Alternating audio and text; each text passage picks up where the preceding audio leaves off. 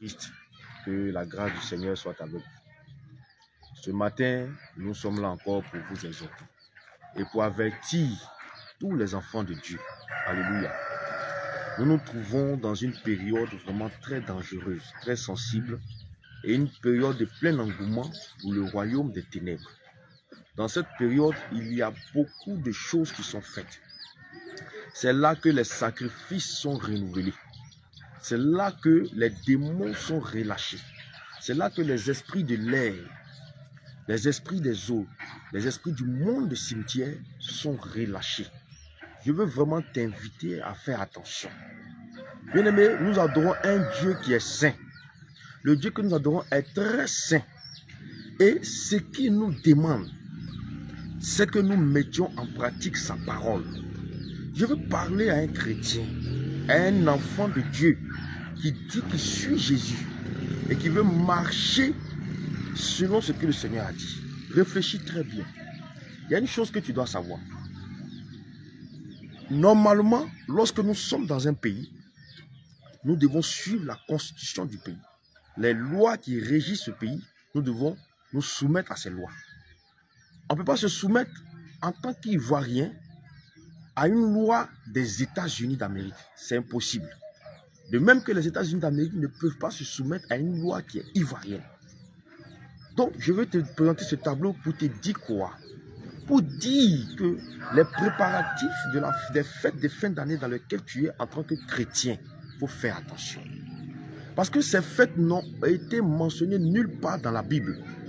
Ils n'ont été déclarées nulle part dans la Bible pour dire que le Seigneur Jésus ordonne de célébrer telle ou telle fête.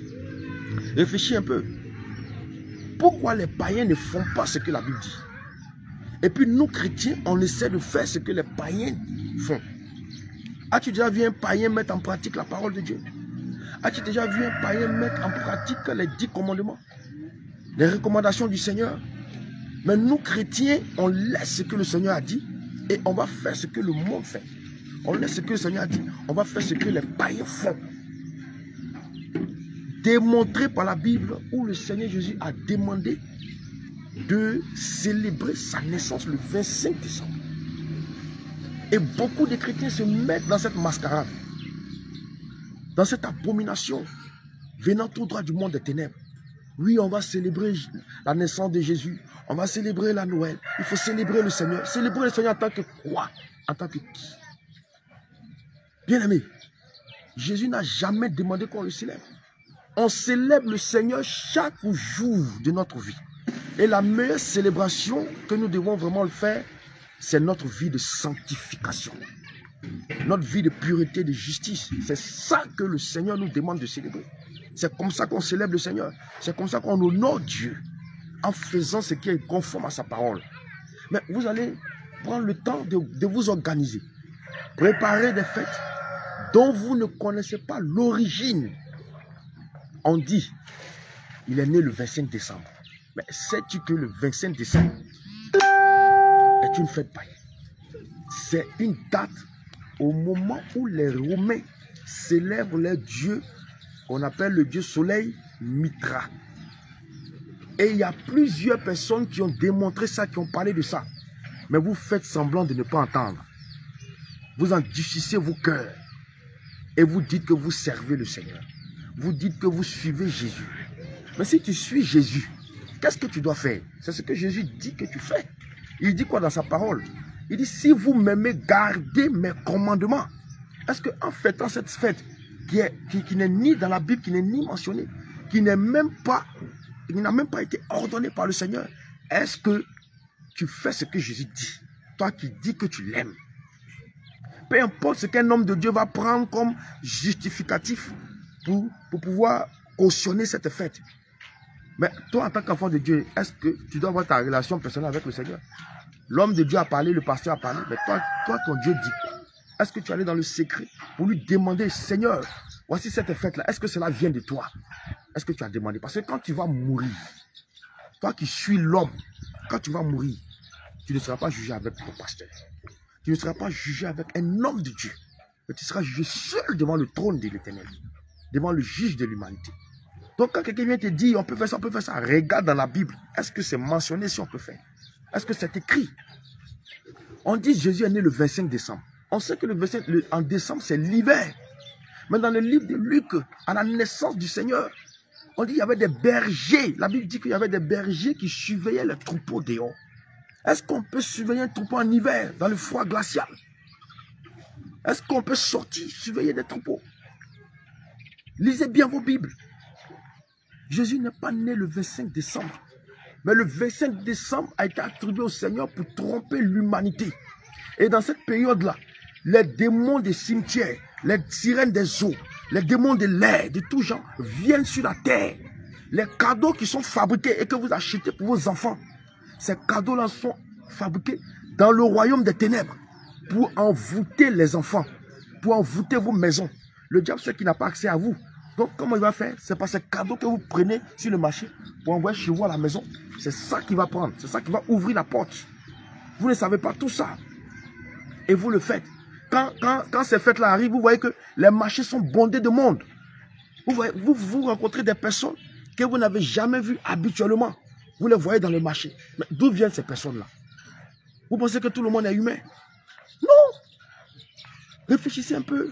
C'est leur fête, c'est leur domaine. C'est leur moment où ils viennent posséder des vies.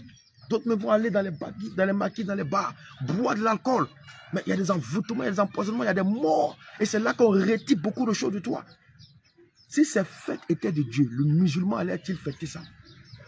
Moi, j'ai vu des musulmans ici qui ont acheté des sapins de Noël, qui ont acheté des bonnets, qui ont acheté des cadeaux pour les enfants. Sont-ils chrétiens? N'est-ce pas eux qui rejettent Christ comme Dieu? Mais réfléchis un peu.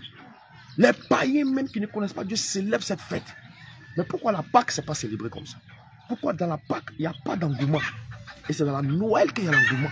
C'est dans la Noël qu'il y a ces choses. Chrétien, réveille-toi. Il y a quelque chose qui ne va pas.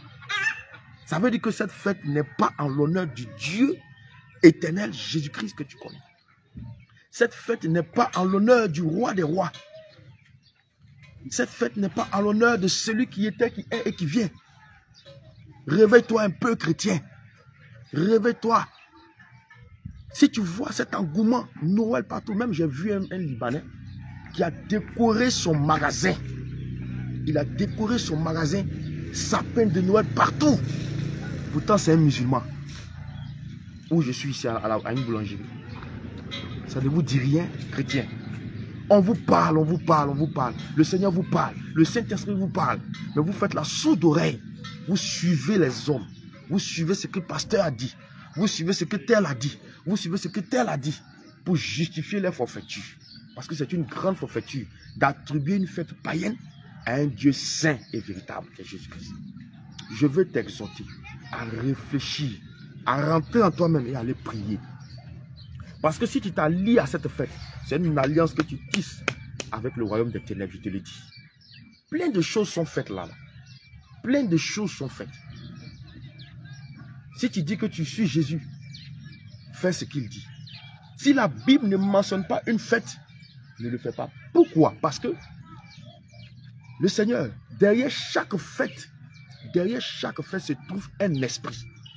Si ce n'est pas l'esprit de Dieu qui est derrière cette fête, c'est quel esprit? Pose-toi la question. L'esprit de Dieu est derrière la Pâque. L'esprit de Dieu est derrière la Pentecôte. Mais est-ce que l'esprit de Dieu est derrière la Noël? Est-ce que le Saint-Esprit est derrière le 1er janvier, le 31 décembre? Réfléchis. Va sur tes genoux, prie. Si tu penses que ce que tu entends est faux, va sur tes genoux, prie. Je vais t'exhorter à ne pas tisser alliance. Parce que la Bible dit que il n'y a pas de pas entre la lumière et les ténèbres. Toi qui es lumière, si tu t'allies aux ténèbres, les ténèbres vont t'envahir. Cette fête n'est pas de Jésus. Tu te dis chrétien. Dans mon église. As-tu créé une église? Sais-tu ce qu'on appelle une église? Dans mon église, on fait ça. Dans mon église, on ne nous a pas dit ça. Reste tranquille. Le jour où le Seigneur va venir, tu vas encore, je pense que tu seras assez courageux devant lui de tenir encore ses propos. Mais pendant ce moment où c'est encore temps, va dans le secret, prie le Seigneur. Seigneur, voici ce que j'ai entendu. Est-ce que ce que j'ai entendu vient de toi? Est-ce que ce que j'ai entendu est vrai? Est-ce que la Noël vient de toi? Pose ces questions. Tu ne poses même pas ces questions. Et tu suis comme ça. On est né, on a trouvé. Non! La Bible est là pour nous éclairer. Si tu as un souci, va prendre ta Bible et puis lis. Le Seigneur va t'éclairer. Je veux vraiment bénir le Seigneur pour ta vie. C'est juste avertir pour que tu ouvres les yeux. C'est pourquoi nous faisons ce type. Je veux prier pour toi. Seigneur, tes enfants qui ont entendu aujourd'hui ce message. Je veux prier pour que tu saisisses les cœurs afin de les avertir du danger caché derrière ces fêtes. Seigneur, par ces paroles, je prie de toucher le cœur de quelqu'un, de le visiter et de permettre que, Père, il puisse parvenir à la connaissance de la vérité. Fais tomber toutes les écailles des yeux de tes enfants pour que tes enfants voient et qu'ils te célèbrent, ô Seigneur, à la véritable célébration qui est la vie de sanctification de toujours et aussi les fêtes que toi-même tu as ordonnées dans ta parole, la Pâque de l'Éternel, la Pentecôte et toutes ces choses, Père. Éternel, merci de les conduire. Merci, Seigneur Jésus, pour leur vie. Merci de cacher leur vie dans ton sang et d'annuler tout programme de mort, de destruction de l'ennemi contre leur vie, Seigneur Jésus-Christ. Merci, Père, de couvrir tes enfants de ton sang et que la gloire te revienne au nom de Jésus. Bien-aimés, les temps sont finis. Le Seigneur revient. Prends conscience en toutes choses. Cherche la face de Dieu. Prie et regarde dans la Bible si c'est écrit avant de faire.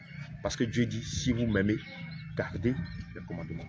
Que la grâce du Seigneur soit avec vous. Shalom, shalom, shalom.